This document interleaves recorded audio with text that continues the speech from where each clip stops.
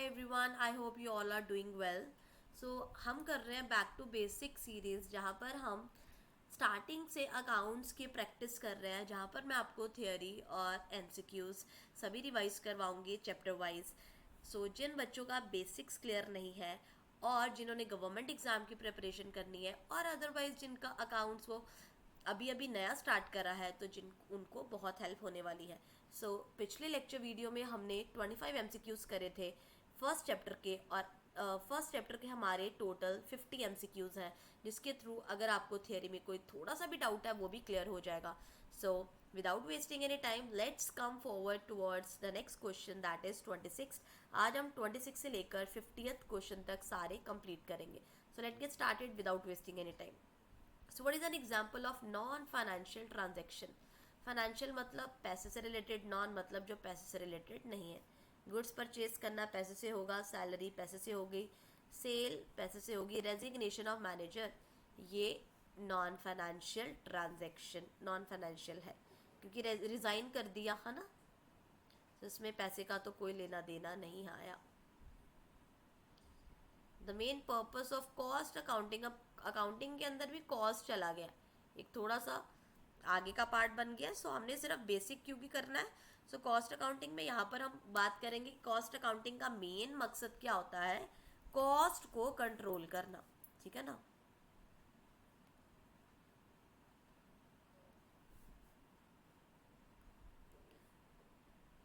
Management accounting किसके लिए helpful है? सो मैनेजमेंट अकाउंटिंग ऑब्वियसली हमारा मैनेजमेंट जो होती है वो होती है इंटरनल यूजर, तो गवर्नमेंट और टैक्स अथॉरिटी एक्सटर्नल है, ए का ही पार्ट है, सी और डी। सो आंसर क्या होगा? Answer option number B.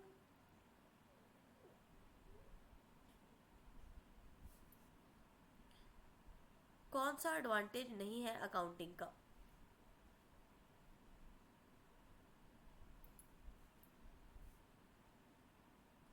Comparison में हेल्प करता है, ये तो है। Evidence yes, forecasting future yes, records non financial data ये एडवांटेज नहीं है।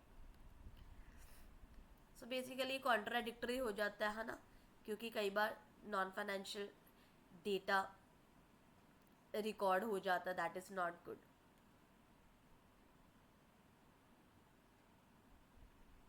अकाउंटिंग की सब फील्ड कौन सी है?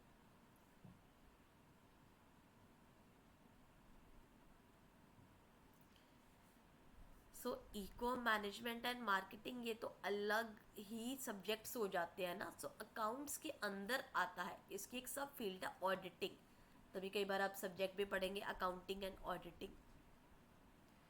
सो ये स्पेशलाइज्ड फील्ड है, ठीक है, जो ये देखता है जो अकाउंटिंग हुई है, अकाउंट्स को ही ऑडिट करने का काम करता है कि उसमें कोई प्रॉब्लम तो नहीं है, कुछ गलत तो नहीं किया गया, वो ऑडिटिंग का काम है।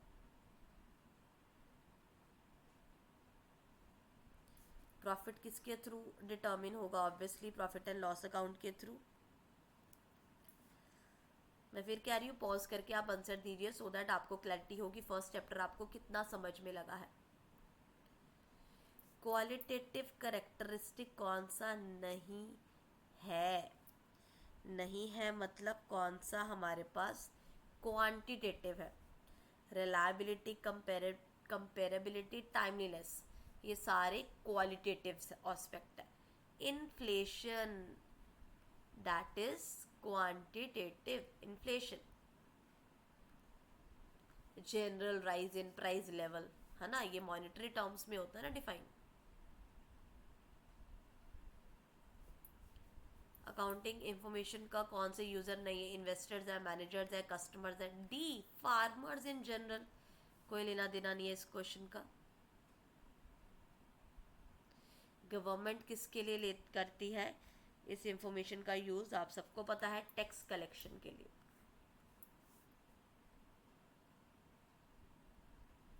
फाइनेंशियल इंफॉर्मेशन इसमें से कौन सी नहीं है?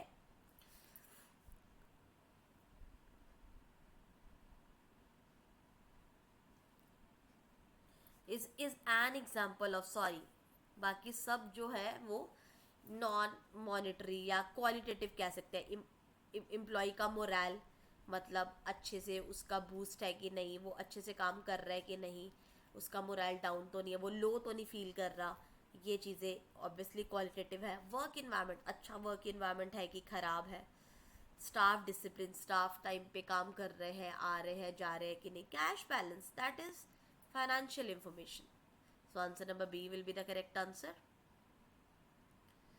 अकाउंटिंग प्रिंसिपल के बारे में करेक्ट क्या है?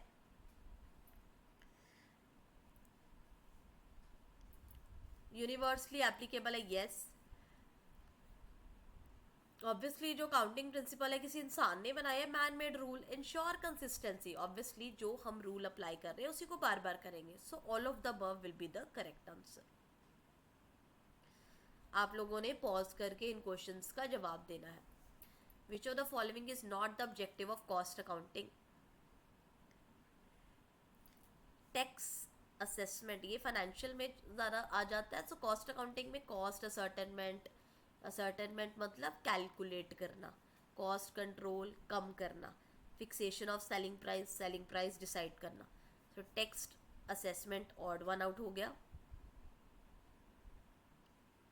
Not an external user of accounting information. Not an external मतलब इंटरनल कौन है? Owners are internal, obviously. नाम से क्लियर हो गया। अब आपको आई होप इससे आपको ये भी पता लगेगा आपको क्वेश्चंस कितने अच्छे से आ गए हैं, है ना।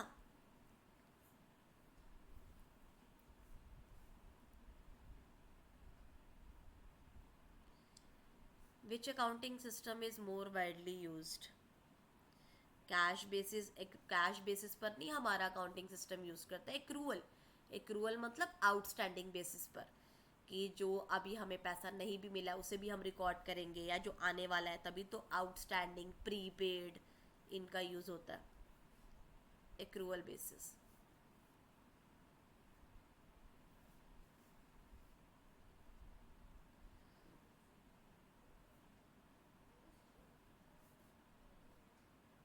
Which statement is false?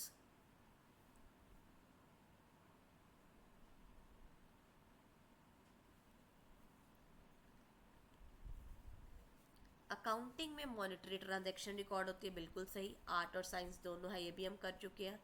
ये रिजिड और never change, that is wrong. It is use for decision making, ये भी सही है। So this is the false statement, उन्होंने फॉल्स ही पूछी है। C will be the correct answer. देख लीजिए,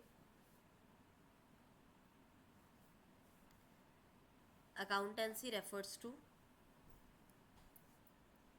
पहले भी हमने पढ़ा, body of knowledge of accounting, क्योंकि अकाउंटेंसी बॉडी है, अकाउंटिंग उसका प्रैक्टिकल है। सो प्रैक्टिकल वर्ड आएगा अकाउंटिंग, अकाउंटेंसी वर्ड आएगा body of knowledge. Book keeping is performed by generally book keeper, not accountant, book keeper, याद रखिएगा। Checking accuracy is called auditing.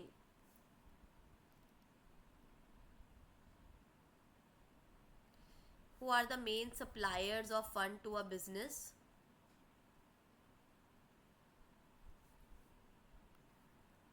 Banks and investors. क्योंकि पैसा कौन देगा? बैंक्स और इन्वेस्टर्स। कस्टमर थोड़ी देंगे, एम्प्लॉयज थोड़ी देंगे, गवर्नमेंट ने तो टैक्स लेना है।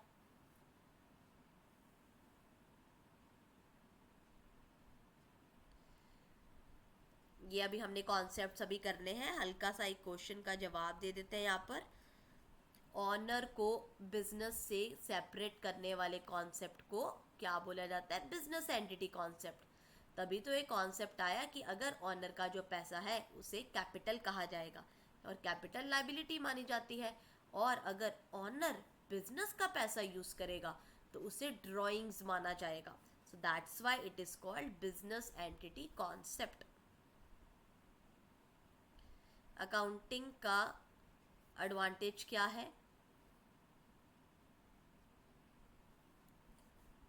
ये भी डिसएडवांटेज है, ये भी डिसएडवांटेज है, विंडो ड्रेसिंग ये भी डिसएडवांटेज है। कंपेरेबल इंफॉर्मेशन एक साल को दूसरे साल से, एक कंपनी को दूसरे कंपनी से कंपेयर करने का काम करते हैं। लिक्विडिटी पोजीशन जानने में कौन इंटरेस्टेड होता है?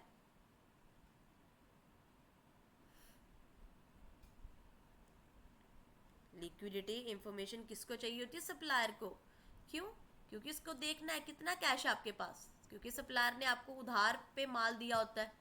So supplier is interested in knowing the liquidity position.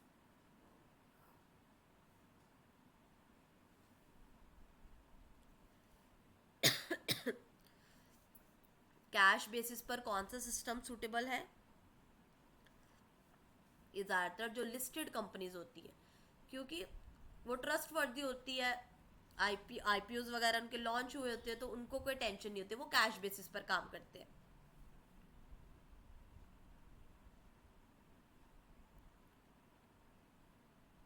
Accounting की लिमिटेशन,